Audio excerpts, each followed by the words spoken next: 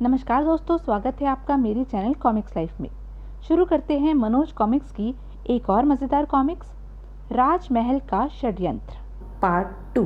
इधर राजा विराट सेन अपनी रानी मालविका से बोले, महारानी, तुम शीघ्र ही तैयार होकर राज उद्यान में चली जाओ। आज ही के दिन शिव भगवान ने तुम्हें राज उद्यान में पहुंचने को कहा था। महारानी मालविका तैयार होकर राज उद्यान में पहुंच गई। पता नहीं शिव भगवान आज मुझे किस प्रकार संतान देंगे। उद्यान में हरियाली छा जाने से वातावरण कितना अच्छा हो गया है। चारों ओर फूल ही फूल खिले हैं। ओह, कितना सुंदर फूल है। मुझे इस फूल को तोड़कर इसकी खुशबू सूंघनी चाहिए। इससे पहले कि महारानी मालविका उस फूल को तोड़ती, भौरे के रूप में उड़ता हुआ नागेश वहां आया और उस फूल पर बैठ गया। महारानी फूल तोड़कर जैसे ही उसे सूंघने के लिए अपनी नाक के पास लाई, फूल पर बैठा हुआ भौरा उनकी नाक में घुसता चला गया। आच्छी! लगता है नाक में कोई कीड़ा घुस गया है। भौरा महारानी मालविका की नाक में घुसकर सीधा उनके पेट में चला गया था। महारानी मालविका ने संध्या होने तक शिवजी की प्रतीक्षा की।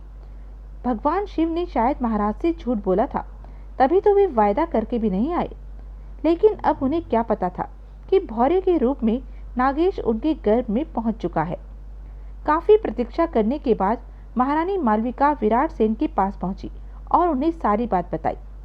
इसमें भगवान शिव का कोई दोष नहीं है, हमारी ही किस्मत खराब है। हमारे भाग्य में संतान का सुख नहीं लिखा है महारानी। इस घटना को गुजरे हुए 3 माह हो गए। एक दिन जब विराट सेन महारानी के साथ बाग में घूम रहे थे। अरे महारानी, क्या हो गया है तुम्हें? इस प्रकार सिर क्यों पकड़ रखा है? महाराज, अचानक ही चक्कर से आने लगे हैं। पृथ्वी घूमती हुई सी प्रतीत हो रही है। महारानी अपनी बात पूरी भी न कर सकी और अचेत हो पृथ्वी पर गिरने लगी। तभी विराट सेन ने लपक कर उन्हें अपनी बाहों में थाम लिया। महारानी तो बिल्कुल भली चंगी थी, फिर यह यकायक उन्हें क्या हो गया है? महारानी मालविका को राजमहल में ले जाया गया। तुरंत ही राजवैद्य ने आकर उनका निरीक्षण किया। महाराज, घबराने की कोई बात नहीं है, उल्टा खुश होने की बात है। क्या मतलब? महारानी मां बनने वाली हैं, इसी कारण उन्हें चक्कर आ गया था। ओह, यह मैं क्या सुन रहा हूँ? क्या मैं सचमुच ही पिता बनने वाला हूँ?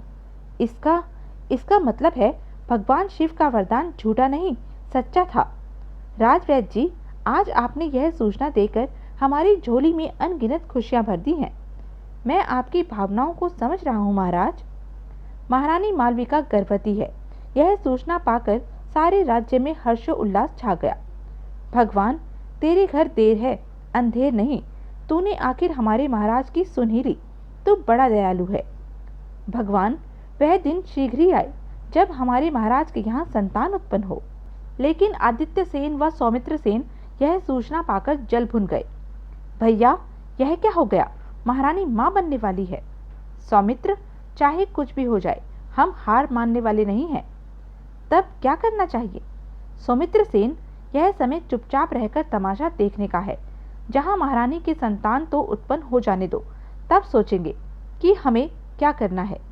एक दिन, मंत्री जी, हम आखेट करने के लिए वन में जाना चाहते हैं। हमारे जाने का प्रबंध किया जाए। जो आज्ञा महाराज। जल्दी ही कुछ सैनिकों को साथ लेकर विराट सेन आखेट के लिए वन की ओर चल पड़े। वन में उन्हें एक शेर सरोवर के किनारे पानी पीता हुआ दिखाई दिया।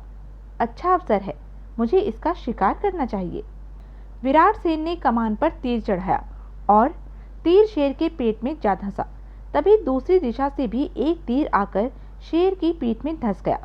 अरे, यह दूसरा तीर कहां से आया? कुछ देर तड़पने के पश्चात शेर ने प्राण त्याग दिए। अभी विराट सेन इसी ऊहापोह में थे कि दूसरी ओर से एक राजा अपने सैनिकों के साथ आता हुआ दिखाई दिया। ओह, तो दूसरा तीर इस राजा ने चलाया था। दूसरा राजा विराट सेन के पास आकर रुका। कैसा विचित्र संयोग है कि हम दोनों के तीरों से एक ही समय में शेर मरा। हाँ, है तो विचित्र संयोग ही। तब उस राजा ने विराट सेन को अपना परिचय दिया। मैं पांचाल देश का राजा सूर्यवल्लभ हूँ। राजन, मैं देवनगर का राजा विराट सेन हूँ। राजन, आज विचित्र परिस्थितियों में हमारी मुलाकात हुई है। क्यों न इस मुलाकात को हम मित्रता में बदल लें? आपका विचार उत्तम है सूर्यवल्लभ जी। तो आज से हम दोनों मित्र हुए। दोनों राजाओं ने अपने अपने सैनिकों को वन में भ्रमण करने के लिए भेज दिया और स्वयं एक पेड़ के नीचे बैठ गए। विराट सेन जी, आपकी कितनी संतान है? राजन, मेरी कोई संतान नहीं है। इस समय हमारी महारानी गर्भवती है। 6 माह बाद उसकी संतान होगी।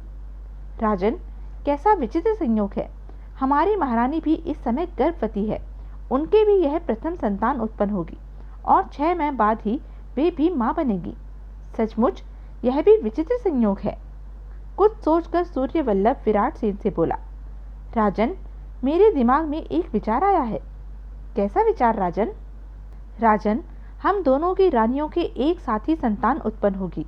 यदि मेरे यहाँ पुत्री ने जन्म लिया और तुम्हारे यहाँ पुत्र ने, तो मैं अपनी पुत्री का विवाह तुम्हारे पुत्र से कर दूंगा। और अगर इसका उल्टा हुआ, यानी कि मेरे यहाँ पुत्र और तुम्हारे यहाँ पुत्री, तो भी हम एक दूसरे की संतान का आपस में विवाह करेंगे। लेकिन यदि दोनों के लड़के या दोनों के ही लड़कियां हुई तो बात दूसरी है। सूर्यवल्लभ जी, आपके विचार जानकर हमें अत्यंत प्रसन्नता हुई है। हम आपके विचार से सहमत हैं और इस प्रकार वर वधू के जन्म लेने से पहले ही रिश्ता पक्का कर दिया गया। अच्छा राजन, अब हमें आज्ञा दीजिए। राजन, आपके यहाँ जब संतान उत्पन्न हो तो हमें सूचना देना न भूलना। आप भी अपने यहाँ संतान उत्पन्न होने पर हमें अवश्य सूचना देना।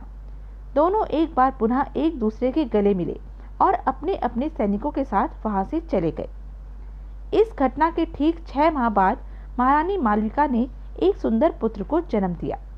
दूर दूर से राजा महाराजा विराट सेन जी को बधाई देने आए। हमारी ओर से पुत्र उत्पन्न होने की बधाई स्वीकार कीजिए विराट सेन जी। राजन, बड़ी प्रतीक्षा के बाद आपको यह दिन देखना नसीब हुआ है।